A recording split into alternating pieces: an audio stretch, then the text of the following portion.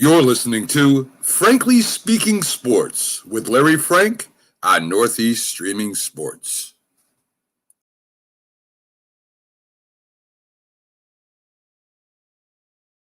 It's the bottom of the seventh inning, the last chance to order beer.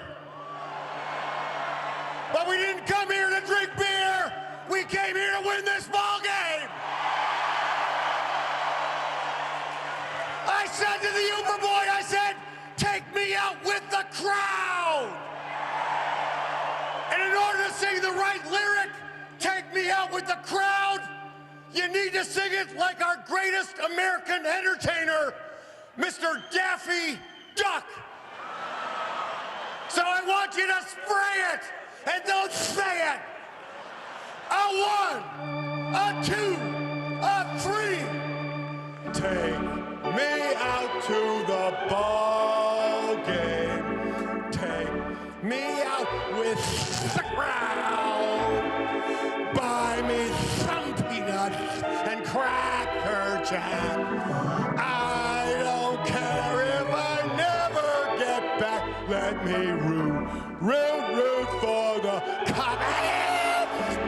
If they don't win, it's a shame.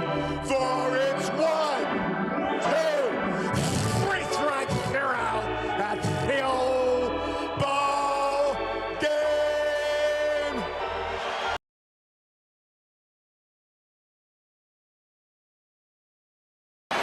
Jansen. That is into center field. Here comes Kiermaier. Phillips has tied the game. Arose Arena coming around. Throw home. Now he stumbles. But the ball gets away. Tampa Bay wins it. Brett Phillips, game 4 hero.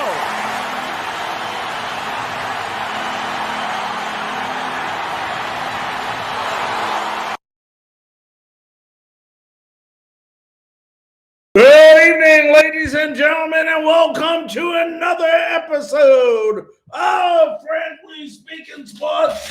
So glad to have you with us this evening.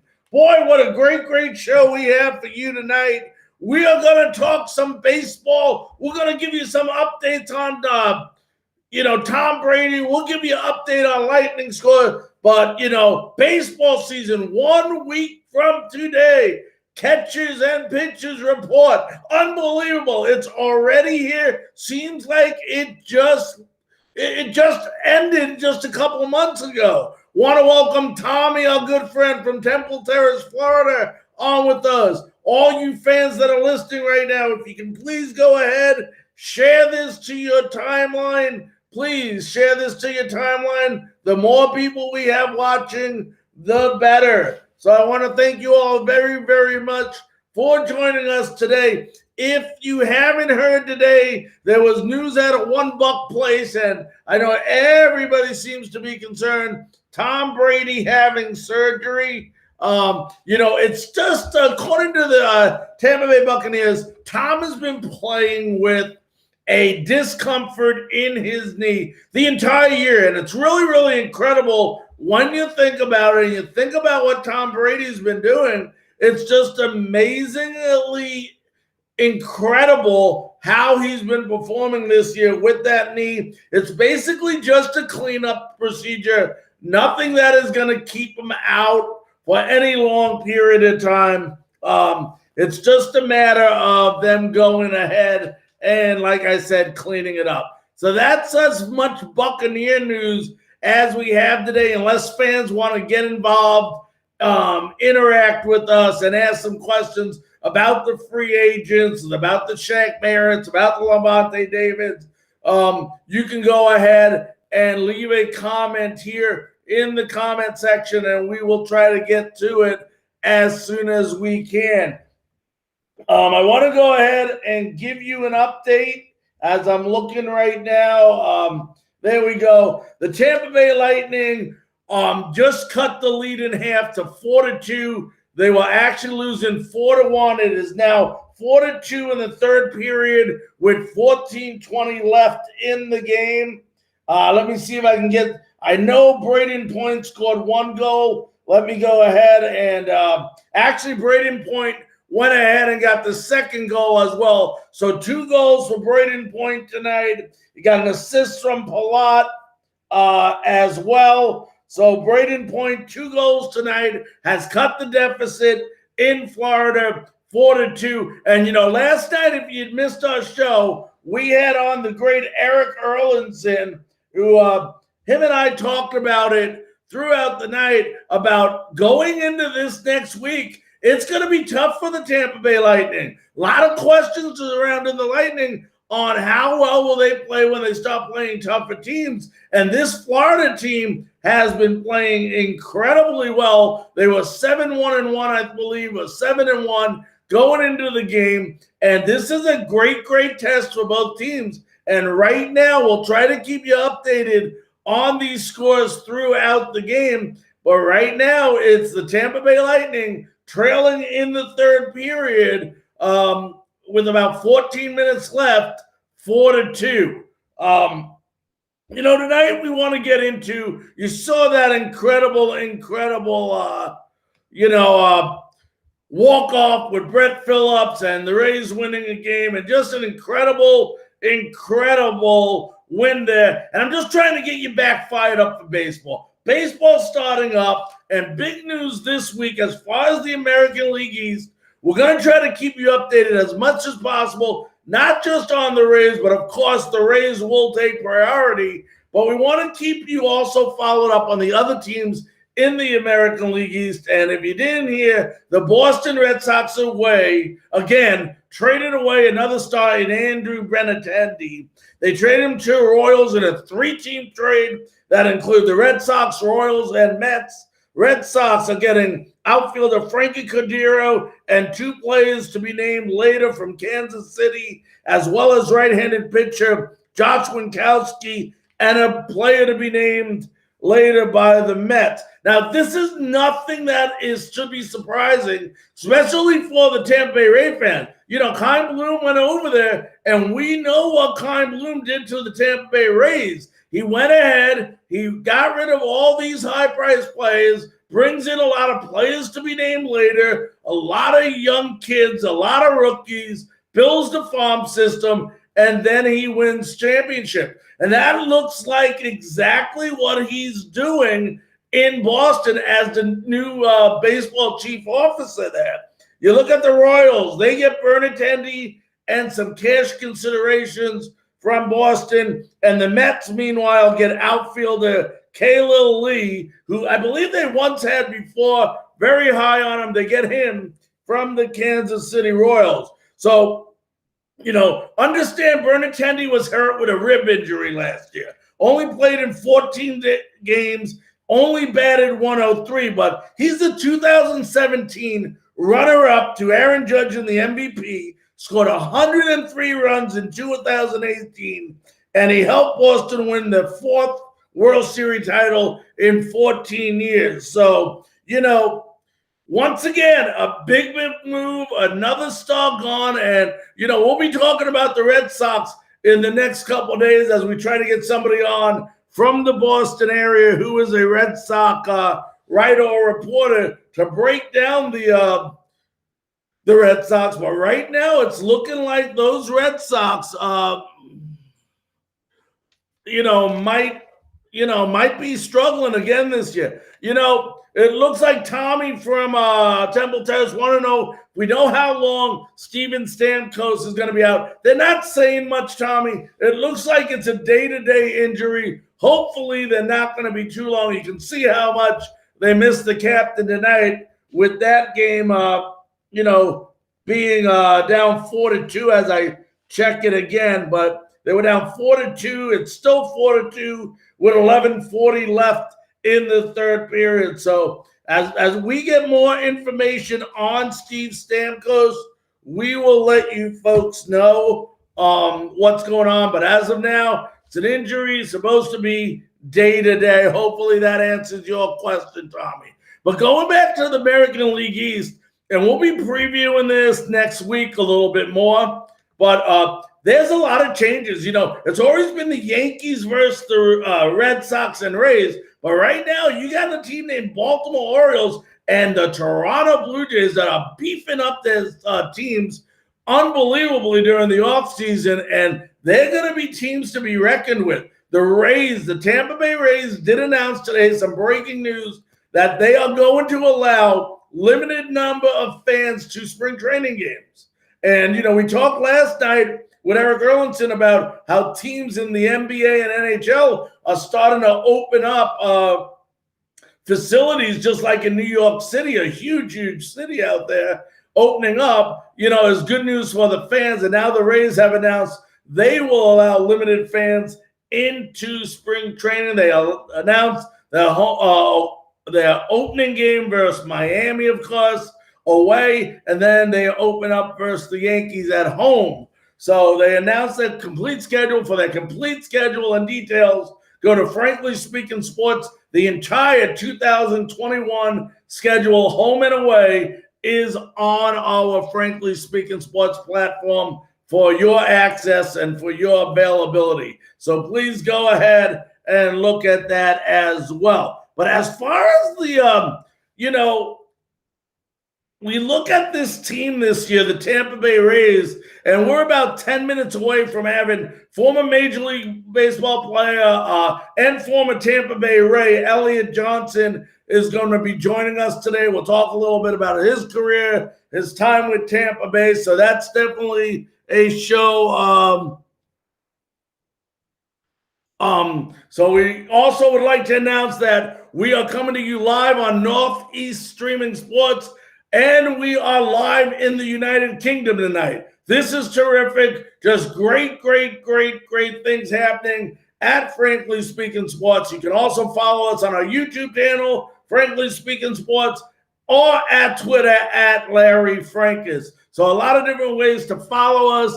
Please share this to your timeline. The more people we can get on now, the better. Obviously football season is unbelievable here. We like to go ahead and build up baseball. We like to go ahead, build up hockey and all the other sports in Tampa Bay and any other sports news going on. But you look at this Rays team, and yes, you lost Blake Snell. And, I'm not going to sit here and tell you Blake Snell was not a big part of the Tampa Bay Rays because I've been lying. Had that unbelievable Cy Young year. He had that unbelievable Game 6 that he was pulled too early last year. But, if you take those two things out of the equation, Blake Snell was not an unbelievable pitcher for the Tampa Bay Rays. He was a guy who had an unbelievable year and a couple of good games mixed into an average season. And this is what, people need to realize. They still got Tyler Glasnow, who everyone is so high, who came in the Chris Archer deal. And then in just a coincidence, the Rays have gotten Chris Archer back. Now, we'll talk about that in a second, but besides Tyler Glasnow, they got Ryan Yarbrough. Okay, everybody knows what Yarbrough can bring to the table. He's been very successful in the bullpen, out of the bullpen for the Tampa Bay Rays. You have Chris Archer, who did not do very well in Pittsburgh during his tenure there, but I'd love to see what Arch can do under Kyle Snyder. I'd like to see if Kyle Snyder maybe can tweak something, maybe know something, maybe recognize something that can go ahead and just be the deciding thing that gets Archer back to his Cy Young form. Then you got, let's not forget, guys, Josh Fleming, who came on last year, as I try to pull up, there we go. Josh Fleming, who last year, a lot of people forget, he went 5-0 during the regular season. It was an abbreviated season. He had a 2.78 ERA and a whip of 1.08. Here's another guy who has the ability to start for the Tampa Bay Rays. And then again, let's not forget Michael Walker. I think he's going to be the guy that a lot of people do not expect. Here's a guy who was an unbelievable pitcher at one time. Pitched for the Mets last year. Came over from St. Louis. He's 60 wins, 43 losses with a 4.01 ERA. in his career. He's 4-3 in the postseason as well. So here's a guy who knows how to pitch, who's pitched before in big games that the Rays are getting, that I think is going to shock a lot of people this year in the for the Tampa Bay Rays. And then, we don't know what's going to happen with McKay. Is he going to be back? They're very high on Shen McClanahan, as well as Brent Honeywell Jr. So lots of ifs, ands, or buts. And when you go to the bullpen, guys, they still got Nick Anderson, who struggled towards the end of the year, but he was used so much and so tired, not to make excuses for him, that, it's just unbelievable. We got Diego Castillo, Ryan Thompson, Peter Fairbanks. A guy to look out for this year, guys, is Hunter Strickland, who they just signed a minor league contract, pitched for San Francisco. It was unbelievable, an all-star pitcher, unbelievable out of the bullpen, helped them win a World Series years back. So another pitcher who's used to pitching in big-time situations. Now, the catcher position is going to be a little different this year. We did sign Danino back, and for those of you that remember, Mike had a huge playoff for the Tampa Bay Rays. I think he hit something like 4 home runs, just incredible. And they also picked up Francisco Mejia, remember, in this trade with San Diego, who is an established veteran catcher as well. So that they look okay behind the plate. The Rays have never been a team, maybe Wilson Ramos, but besides him, that has had a catcher that has hit for average. I think Devon Rivera also 1 year did hit pretty well, but this is a team that relies on their catcher to be able to communicate effectively with their pitching staff, and with Mejia, who is definitely a veteran, and of course Zunino knowing the staff, that's going to be very important. As you look around the infield, you got G-Man Choi is going to probably do most of the playing at first base. You got Michael Brazeau, and you also got Yandy Diaz, who can play first base. And I'll tell you what, it's a little tight in both the outfield and infield, because these guys can play so many positions, but you got to find a position for Mike Brazeau. I mean, how many home runs does this guy have to hit before you realize he has to be more than a platoon-type player? You look at second base, that's going to be Brandon Lau, our power hitter. Of course, Joey Wendell will play there a little bit as well. Then third base, a lot of questions. Is that Brazeau? Is that Diaz? Is that Joey Wendell? We got Yoshi Suzuki, who hasn't shown me anything last year. And I know it was a COVID year, so I want to give this guy one more chance. But he batted near 100. He did hit 8 homers, but nothing I was really impressed with this young kid. So I'm looking forward to see what he can do this year. Obviously, Willie Adames is as short. A lot of questions are going to be around what happens when Wander Franco comes up. Who is the odd man out? And we'll worry about that situation when it comes up. Now, your outfield is a little, is a little crowded too. You got Randy Arozarena. Everybody knows what he did in the playoffs.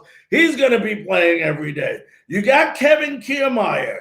You got Austin Meadows. You would expect those 3 to be out there. But, when you look, you also have a kid named Manuel Margot. And if you look at Margot, although he didn't have an unbelievable regular season last year, in the playoffs, he batted .276, 5 homers, 11 RBIs, and 2 stolen bases. So, this kid is going to have to find some playing time as well. I think when you look at this team and you think who the odd man out is going to be, I really think it's going to be Brett Phillips, the guy that everybody loves because of his big hit that we showed you at the beginning. But he is going to be probably the odd man out in this lineup. You can't keep it anyone. You got a designated hitters position, which will probably be between Diaz, Susago, and then if Meadows isn't playing every day, you put in Margot out there, you could, Susago out there, whoever you're putting out there, it might DH as well. But, This is a team, guys. Let's take a look at this. G-Man can stroke it out, okay? You got Diaz can stroke it out. Brazeau can stroke it out. Lau can stroke it out. You got Adames, who's going to hit 20 homers a year. You got a Rosarina, Meadows that are going to go ahead and hit some homers. Who knows what Yoshi's going to do? We know he's capable. He hit 8 last year. And then you got Kiermaier in center field. And I'll tell you what, this is going to be a very, very big year for Kevin Kiermaier. As long as they don't make some big move to establish, which they are going to make a move, they're going to try to get another veteran pitcher. You got to ask yourself, is Kiermaier going to be in that equation? They got Manuel Margot, who they're very high on and should be high on, playing center field. The question comes up, do you try to get rid of Kiermaier at a time where he is more valuable than he'll be at the end of next year? So a lot of information, a lot of things to see, in this upcoming year. We're going to go ahead, take a quick break right now. And when we come back, we're going to go ahead and bring on Elliot Johnson with us live on the Frankly Speaking Sports Network. We'll be back right after this message. Hi, this is Austin Meadows with the Tampa Bay Rays. This is Google Me. Does Austin Meadows fish? Well, of course. Does Austin Meadows have a brother? Yes, and he's taller than me. I'm his big brother, but he really is my big brother.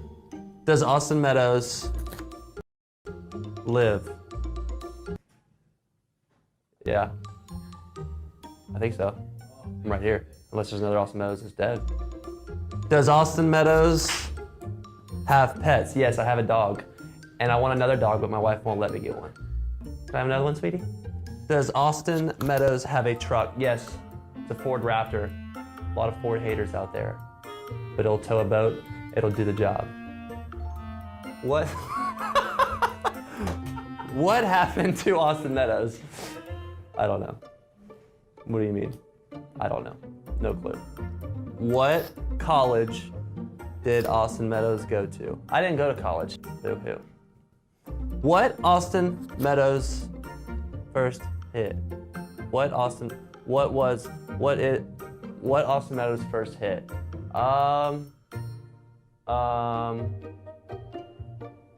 It's not very specific. My first hit was when I was 3 years old. Did you run to the right base? Probably not. Probably ran to mommy. All right, welcome back to Frankly Speaking Sports. Glad to have you all with us today. I want to thank everybody who's from all the different platforms that are listening to us tonight or watching us on whether it be YouTube, on Facebook. I also would like to announce that we are on Northeast Streaming Sports as well as being today shown live in the United Kingdom. So, we got lots and lots of people watching us. And, it is my great honor, thrill, and pleasure to introduce our next guest, former Major League Baseball player, played with the Tampa Bay Rays. Let's welcome in Elliot Johnson. Elliot, how you doing today? Great to be here. How are you? I'm doing great, buddy. I mean, you don't look like you age a damn bit, buddy. I don't know how you do it. You look the same as when you played with the Rays there, buddy. So everything going well? Thank you so much for coming on Frankly Speaking Sports tonight. Let me ask you a question. We're a week away from pitchers and catchers reporting. We're 2 weeks away from full squad reporting. At this time of year, when you were playing baseball, Elliot, how antsy were you at this point to already get to spring training and get going? Or were you like, oh, I only have 2 more weeks and I got to go back? No, the way that you explain it is, Valentine's Day is kind of the last day to be really nice and polite and courteous to your significant other. And then after that, it's time for business. So I'm always antsy and excited and ready to go. Spring training is a wonderful time of year. Everything gets to start off new. But this time of year, you're definitely excited. You're you've had enough of the routine of just preparation, and you're ready to get going and show everybody, all the hard work you've done in the off season and put it to good use in spring training.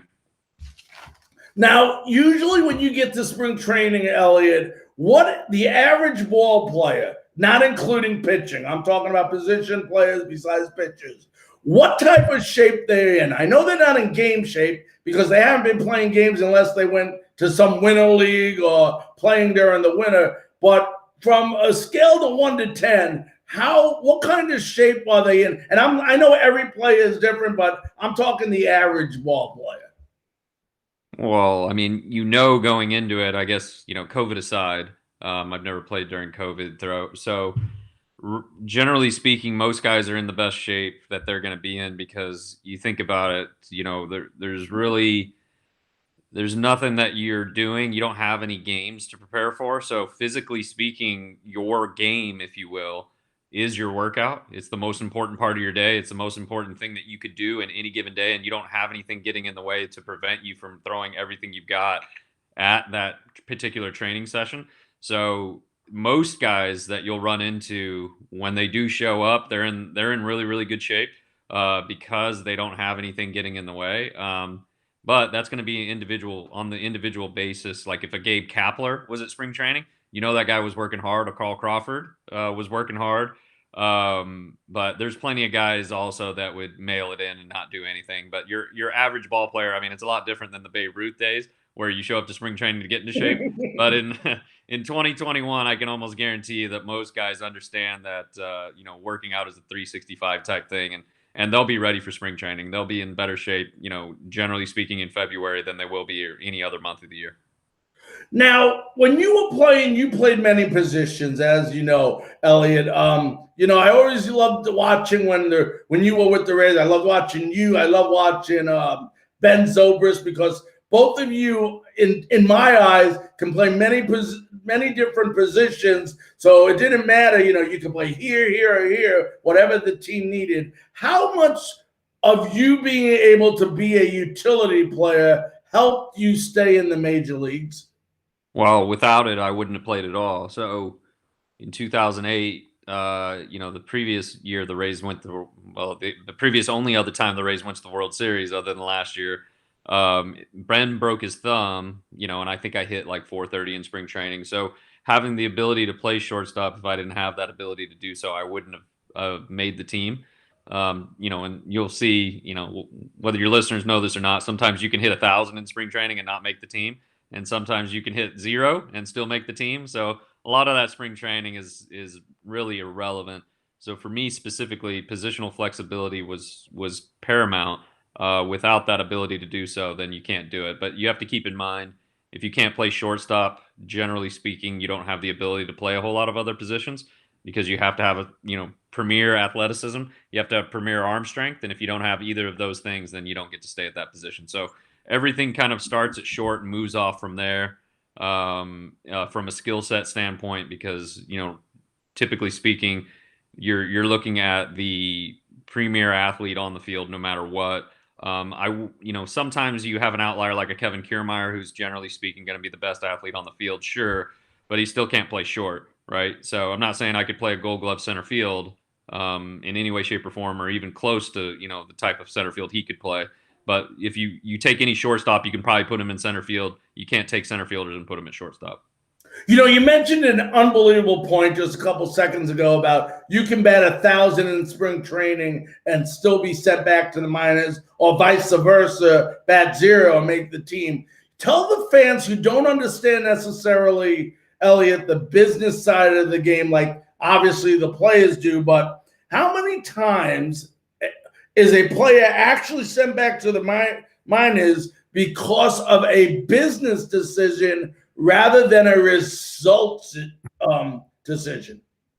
Well, just look at David Price in 2009. I mean, David Price is one of the best pitchers in the world and has been for a long time.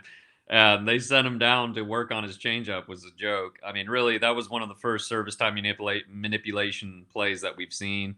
Chris Bryant with the Cubs is the most recent one that everybody can point to. They told him he needed to work on his defense, which is a joke. I think he was quoted as saying he got 2 or 3 ground balls in the 2 weeks he was down there. And the day they called him up was actually the day where he passed the deadline so that they could hold on to him for an extra year. So you would be amazed that actually in those respects, you can be too good to be called up to the big leagues, which as a fan, you should be angry that your team is incentivized to not field the most competitive team possible. And then actually they're being rewarded for having the I don't want to call it guts, but the gall and the intelligence to actually see the letter of the law, the rules to sustain success rather than fielding the best team that they can at any given moment. So you see Yeah, the biggest yeah. problem that we're running into here today is that a lot of teams are actually they're not trying to win, they're actually actively trying to lose. I mean, you look at the Cubs packaging up and sending Darvish out. Are you kidding me? That's a clear sign that they're not trying to win because let's be real. I think they know, and the way that the CBA is written, that they're not going to beat the Padres and they're not going to beat the Dodgers. And if just winning the NL Central isn't enough, I really don't blame them for sending Darvish out. But I think as a team, and you owe it to your fans to try to field the most competitive team you can. They're just no longer doing it anymore. But why would a player like yourself, Elliot, and I'm not saying you would, but I'm just using you as an example, want to play for a team that doesn't have the team in its best interest? So what you don't a lot of your listeners may not understand, sometimes you're actually held hostage by the team that owns you and you don't have any say in it. So when I tell you David Price got sent down in 2009 to work on his changeup, he had no control over where he got to play. I mean, you have to play 6 years in the big leagues before you get to dictate where you get to go. I mean, for your Right. average listener here, you don't get to pick and choose, if you want to work for Apple, if you want to work for Verizon, if you want to work for Facebook. I mean, there's no draft out of Harvard every single year deciding who gets to come out of their law program every single year and who gets to dictate where you get to work. You know what I mean? So you're owned by the team. You have no say in it. So as a free agent, sure, you have some say in that, but very few guys actually make it to free agency. In fact, they're the outliers. The normal, the mean, the average regular player is actually owned by the team, held hostage for 6 years. And by that time, most players, the average player, is only playing 4 to 5 years anyway. So most players never get to dictate who they play for. The team dictates it the entire time, and then they move on to somebody else they can dictate. The Mookie Bettses of the world, the David Prices and Evan Longorias of the world are actually the rare player. The average player, the everyday player that you see that are more what you typically see on any given roster, those are actually the guys that really will never have any say in where they play anyway.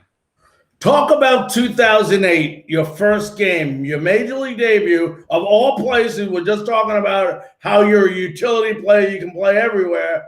This game, you DH. Andy Pettit, your first hit off him. Talk about that moment. Like, the old Yankee Stadium.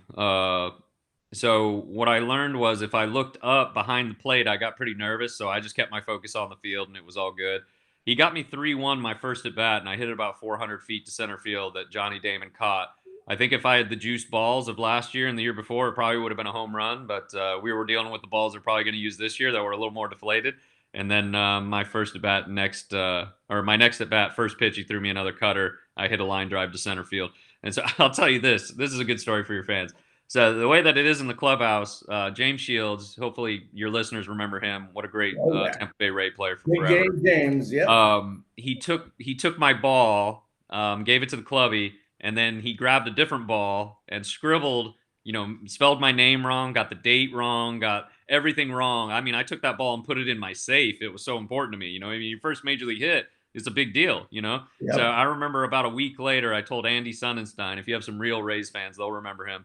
And I remember telling him, man, can you believe they spelled my name wrong on the ball? And he snapped his head and he goes, did you ask for the real ball? And so everyone was in on the joke but me. And I didn't know that they were playing a joke on me. And I went and talked to Westy, who's still the clubby there. And I was like, hey, man, can you give me the ball? He's like, it took you long enough to figure it out. And so I've got it in a frame now. I got it in my office and, the signed scorecard and everything. And, seeing some of those names on there, Jeter, A-Rod, some of the best, Giambi, some of the best of the best.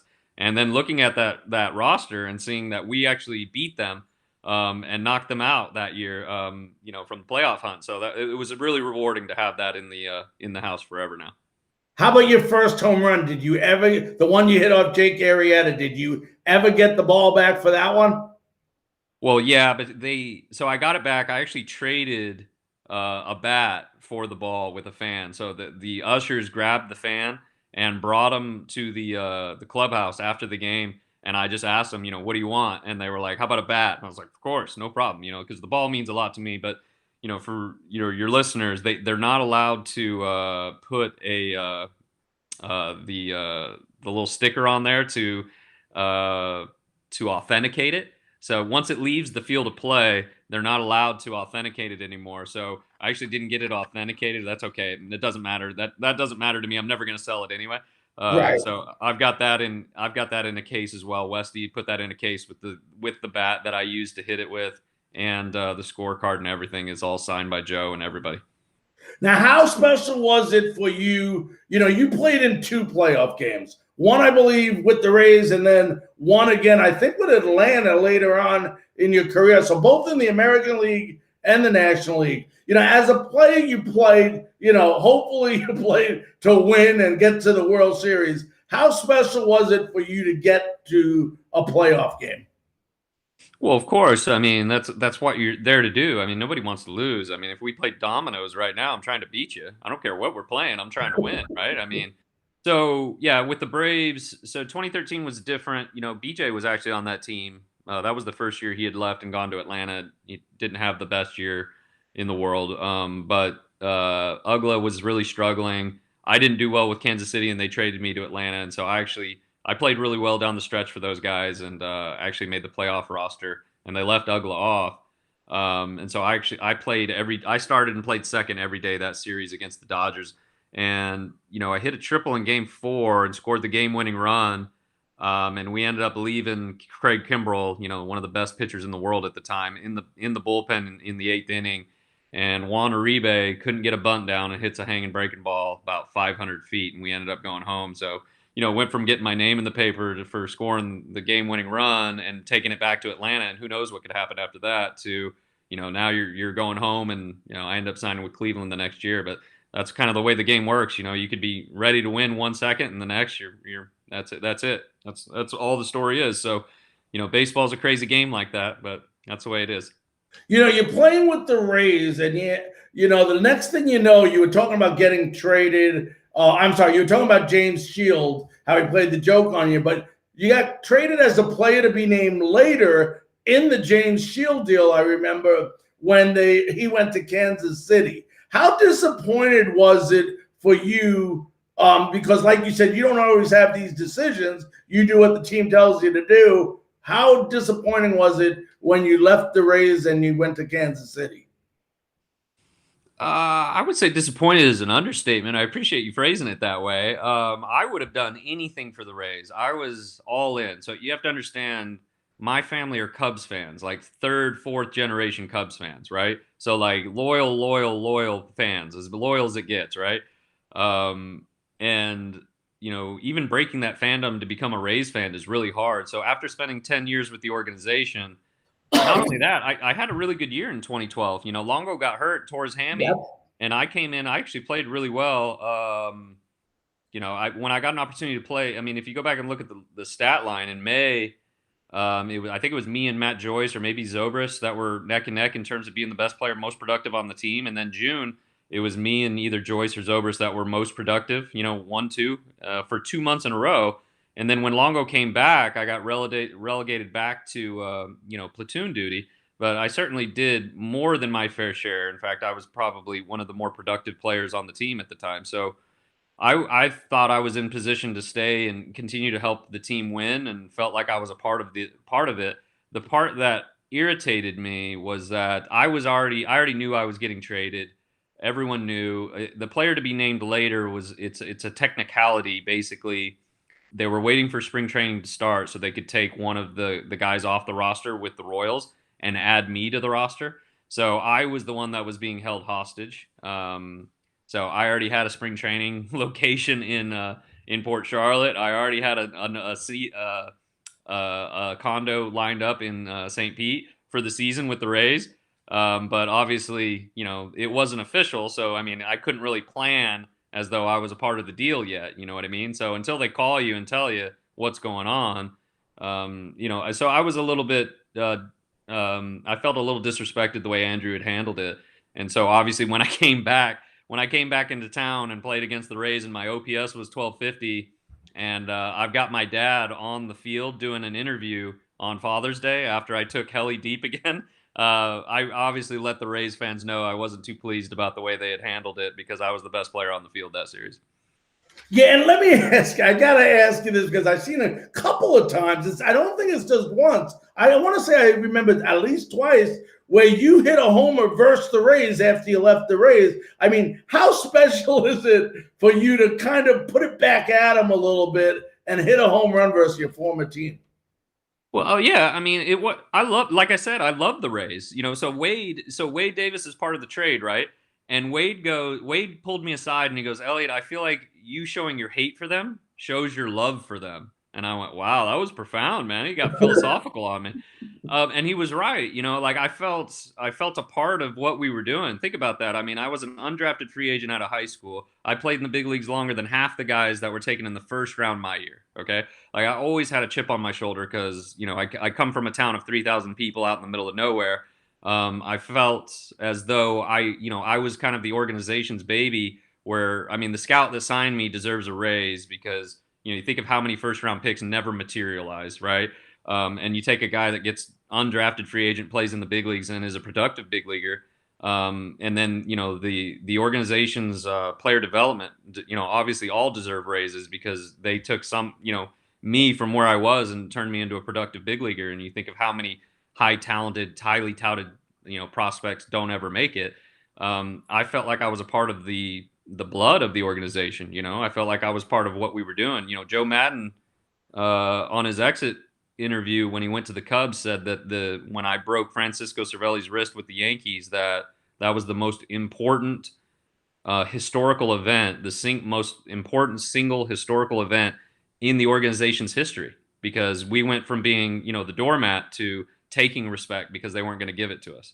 So like I felt like I was really a part of the fabric of the organization, and then for them to do it the way they did, I just felt disrespected. So I was really obviously pumped and I felt like I had something to prove and then another thing I'll tell you and your listeners, when in 2012, when I didn't play 3 days in a row and I was still hitting 300 from the left side of the dish, I felt like, I was performing really, really well. And this isn't in April, right? This is in July.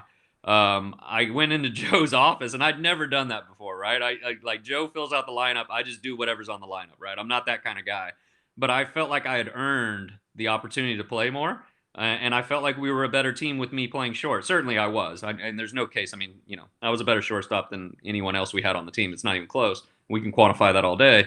So, that was part of it too, that I just felt like I had earned a little bit more respect from the organization than they were giving me. And so when it came time to play against them, I went ahead and took it from them. Now, talk about today's game because you were that type of player that would do anything to win. I mean, if you had a bunt, you bunt. If you had a dive, you dove. But whatever you needed to do, winning was everything. Talk about the difference now. Well, we know the difference between today's game and when you played. It seems today like it's home run derby or strikeout as far as offensive goes. I mean, to me, I don't like that style. I like the game better when it was small ball, when you manufactured runs and it was about scoring runs and doing whatever you could. What style do you like better? I know you played back then, but do you think the game is kind of being deteriorated a little bit with the way they're playing? Yes and no. To the purist, absolutely. Unequivocally, yes. But, what you have to understand is as a hitter, the defenders out there are so good anymore. Also to the purist, and you remember George Hendrick, Cuz is one of my favorite coaches in the world. Yep. And he was an amazing baseball player. Some of the best stories I ever heard were from Cuz, one of my favorite coaches. He said, I remember coming back to the dugout one time, and I usually hit first or ninth, right? I think I hit everywhere in the lineup except for third or fourth in the big leagues. I remember I came back to the dugout one time and he goes, Elliot, did you see a fastball that at bat? And I said, no, sir. And he's like, man, that's what's different about when I played. When I played, they went, here's my best fastball, here's my best fastball. And once you get to 2 strikes, now here's my curveball. Whereas, like, even hitting ninth, like Max Scherzer, just for your listeners' purposes, Max Scherzer throws 98, one of the best pitchers in the world, right? And he deserves all the respect in the world. He got me 3-2 and threw me a changeup one day, okay? And that's just something that wouldn't happen, 20, 30 years ago, right? I mean, things have definitely changed. So one of the things that the listeners need to understand and the way the game is trending, if I'm playing shortstop or, anyone, pick Andrelton Simmons, the greatest shortstop that's probably ever lived. If that ball gets hit in his bubble, you're out. Ground balls don't matter anymore. You're out. So the only way that you can influence the outcome is by hitting it where nobody's standing. And the only way that you can influence that is by hitting it hard and high. Okay. So to your point, are there more home runs and strikeouts? Yes. Because guess what? Whether people like the action or not, if I ground out to short or strike out, I'm still out. If I can hit the ball as hard as I can and hit it where nobody can catch it other than it being a souvenir, for a fan, well, then I'm going to certainly do that because it's the only way I know that I can influence the outcome.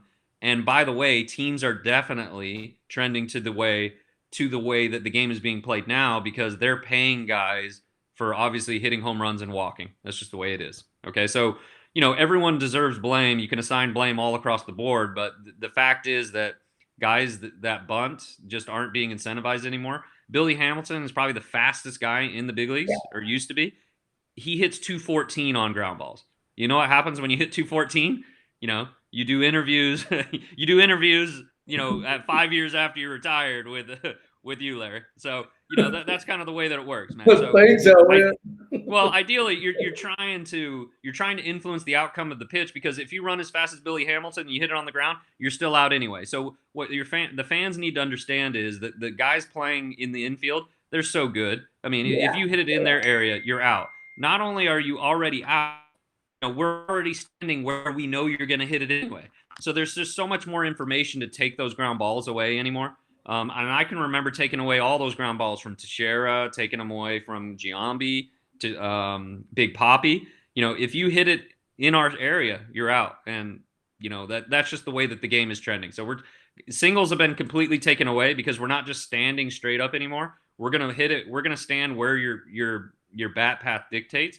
And the only way for you to get a hit now is not by accident. It's on purpose. And so it's got to be something that you hit in the air and you hit it hard. Well, a couple questions before I let you run here. You talked about some of those things changing. Two of the rules that I personally don't like as a fan is this 7-inning doubleheader, and also the runner on second base. You play a whole game a certain way to put a runner on second base in extra innings to start. What is your thought process on those two rules? Well, yeah, I mean, and again, we don't have all the time in the world here, but it bothers me, it irritates me in so many different ways because now I thought the sanctity of the game and sanctity of statistics was so important to the game, but obviously that's not the case. So you're starting the runner on second base, and I don't even know the rule here because it irritates me. I don't even want to look at it. But who gets that run?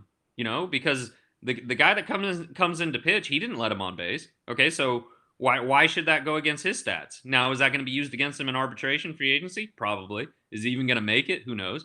But I don't like it. I hate it. I think it doesn't make any sense. The game's been played the same way for forever. One of the greatest things about the game is there's no clock, and they're trying to hide behind player safety. That's trash.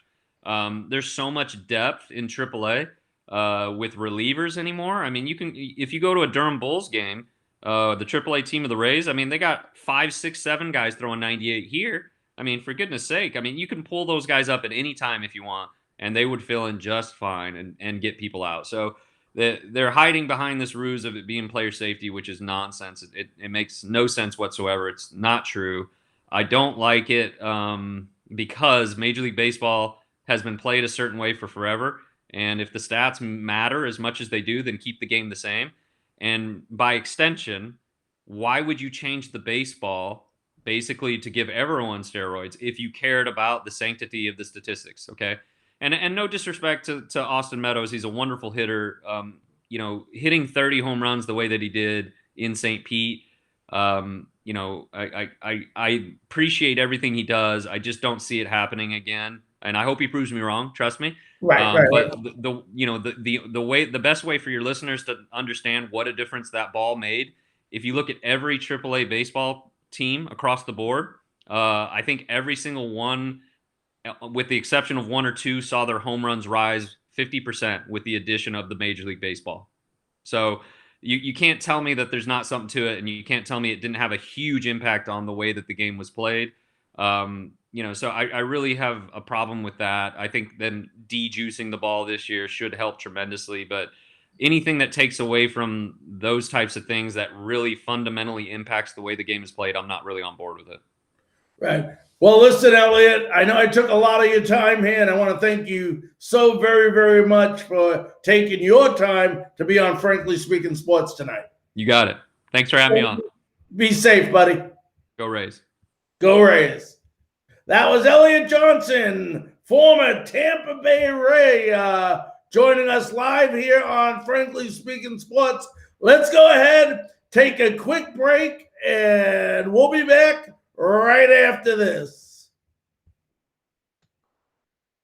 Hi, this is Willie Adames, and this is Google Meet.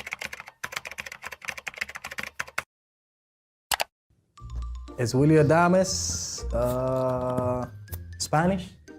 Yes. Is Willie Adames married? No. Is Willie Adames young? I think so. Is Willie Adames on social media? Yes. Go follow me on Instagram. What's your handle? Willie2802. Got it. Is Willie Adames a shortstop? Yes. Is Willie Adames funny? Say that yourself. I think I am. What up, baby? Does Willie Adames work out? Yeah. Does Willie Adames plays baseball? Yes. I think so, right? Does Willie Adames wear number 1? Yes. Willie Adames have, oh my God, brother or sister? Yes, I have one sister. She's a headache. This is kind of, What color is Willie Adames' eyes? I think they're brown. Brown? What hair product Willie Adames use? I don't really use any product. Do you have any like hair care regimen? No, that's just natural. That's just me. Who I do some shampoo, but I don't know the brand. I just grab it from Publix. So, what is Willie Adames doing? Just chilling, right here. I just need a coffee to be more chill, but just chilling. Willie Adames, what song? I don't know yet, but the last year I had a good song from the Dominican Republic by Secreto, that it was pretty popular last year. It was really good, got me hyped. So, nailed peace. Welcome back to Frankly Speaking Sports. And why we were doing that interview, a good point came up towards the end of our conversation about the rules, the DH rule and the extra inning rule. And one of our good fans, Tommy, had a message on what do we think about these rules. And I'm going to be honest with you. I don't like them. I don't like them at all. First rule, the doubleheaders being 7 innings. Major League Baseball has always played 9-inning games. It is bullcrap when they come and say it's because of the safety protocol for the players. That is a load of BS and nothing more.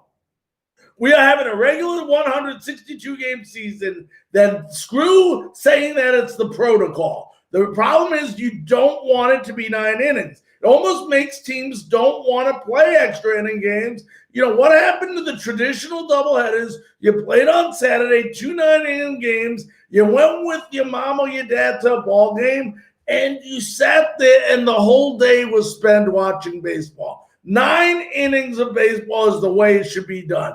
Then this ludicrous, crazy, outrageous rule of putting a runner on second base, which is the stupidest rule I've ever heard implemented. Of course, it has to be under Robert Manfred, probably the most clueless commissioner we've ever had in Major League Baseball, has to put this rule in. It's crazy. It's stupid to allow this rule to ruin a game. You play the entire game a certain way so that you can change it in extra innings. I don't like it. I never did like it. You need to earn the win, not to be given the win. That's number one. Number two, what do you do from a statistical standpoint? He's right, Elliot Johnson. Who doesn't get charged to? Who gets, the RBI goes to a guy that's hitting when the runner was already placed on second base. I mean, then that runner goes on second base, he gets a run scored. There's just no benefit at all to this when you're going to go ahead and use it against somebody later on when it comes to negotiation periods. But more importantly than that, to Elliot, that's important. He plays the game. That's his money. To me as a fan, it's wrong. It's not baseball. Stop changing the damn rules of a game that was so popular before you screwed it up. All you're doing is ruining the game and keeping people from wanting to watch America's greatest pastime. And it's just sad that nobody is smart enough in Major League Baseball to realize what they were doing. How the owners, how the players could even accept these rule changes this year is unbelievable. And I'll tell you what, if these owners and these players don't start getting their crap together, the MLPA association with Tony Clark and, of course, the owner's side of it, we're going to have major issues next coming year. And believe me, they're going to ruin the game of baseball to the point where nobody comes out to watch it anymore. It's ridiculous. The fans of Tampa Bay won't have to worry about a team being in Tampa Bay because nobody's going to want to come out and watch these greedy SOBs. And I'm not talking about the players here, folks. I'm talking about the owners. I'm talking about the commissioner. They need to keep this game the great American pastime, not the changed American pastime. So that's my take on that. We want to thank Elliot Johnson so very, very much for coming on our show tonight. Had a lot of things to say. And I mean, he definitely loves the Tampa Bay Rays. There definitely was a little bit of bitterness towards there during certain situations under Andrew Friedman when he was here with the Tampa Bay Rays. For those of you fans that did not get to watch that interview, I would highly recommend you share it to your timeline. Tell your friends about it, especially if they're Tampa Bay Rays fans or baseball fans in general, and let them listen to Elliot Johnson. I mean, if you want to know something from the heart and something from the gut, the guy tells you just like it is. He didn't hide any punches. He told you the answers, and he told you them honestly. So, I mean, great interview once again. Folks, next week we have a great lineup. I mean, I won't give everybody necessarily the days, but we already got Pedro Bourbon, the former Cincinnati Red great pitcher, and also Jared Sandberg, bench coach of the Seattle Mariners, scheduled to join us next week. Besides some others, we're going to continue to keep you updated on the AL East, of course, the Tampa Bay Rays, and anything else that goes on in Tampa Bay sports. Remember, follow us on YouTube at Frankly Speaking Sports. You can follow us on Facebook at Frankly Speaking Sports or on Twitter at Larry Frankus with the US at the end. Ladies and gentlemen, I want to thank you so very much for joining us this evening on Frankly Speaking Sports. Be safe, and we'll see you Monday again on another episode of